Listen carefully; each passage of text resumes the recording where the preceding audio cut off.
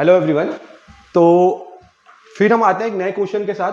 Again question किससे? Climate change. Geography में हमको सबसे पहले क्या पढ़ना है? Climate change.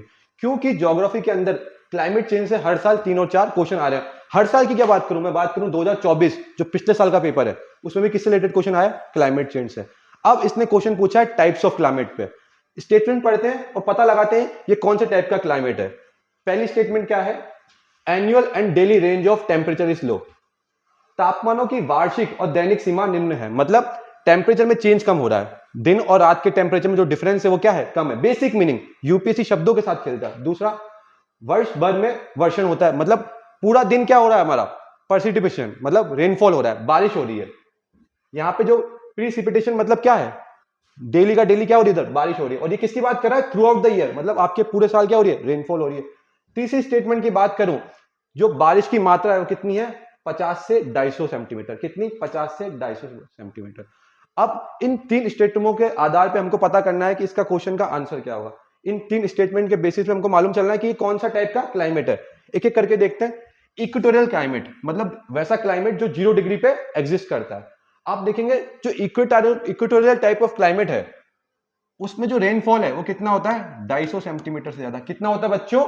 250 सेंटीमीटर से ज्यादा। वहीं अगर मैं चाइना टाइप की क्लाइमेट की बात करूं तो चाइना टाइप जो क्लाइमेट होता है, चाइना में आप सोचिए गोबी डेजर्ट क्या रहता है? गर्म क्लाइमेट रहता है। तो वहां पे आप देखेंगे इतनी ज्यादा जो रेनफॉल आप देख रहे हैं ना वो एब्सेंट रहती है।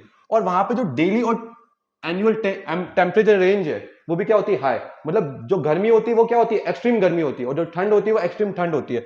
तो ऑप्शन 1 क्रॉस, ऑप्शन 2 क्रॉस।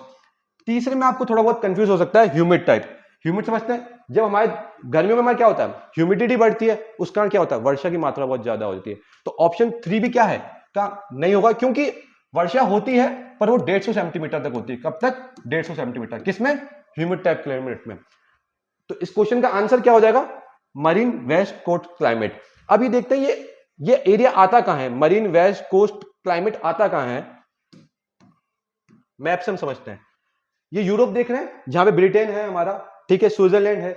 इसको क्या कहते हैं? British type of climate. यहां पे हमारा क्या होता है? जो प्रेसिपिटेशन होता है, रेनफॉल होती है, वो 250 सेंटीमीटर तक होते हैं। साथ में हम नॉर्दर्न अमेरिका की बात करें, साउदर्न अमेरिका में जो ये वाला पार्ट है हमारा, चिली वाला, अर्जेंटीना वाला, यहां पे जो हमारी रेनफॉल होती है क्या होती है? जनरली हाई रहती है। और एक और न्यूजीलैंड। ठीक है, तो हमने देखा क्लाइमेट से 2 क्वेश्चन। अभी हम नेक्स्ट वीडियो में हम देखेंगे और क्वेश्चन जो क्लाइमेट से आ रखे हैं। Bye class.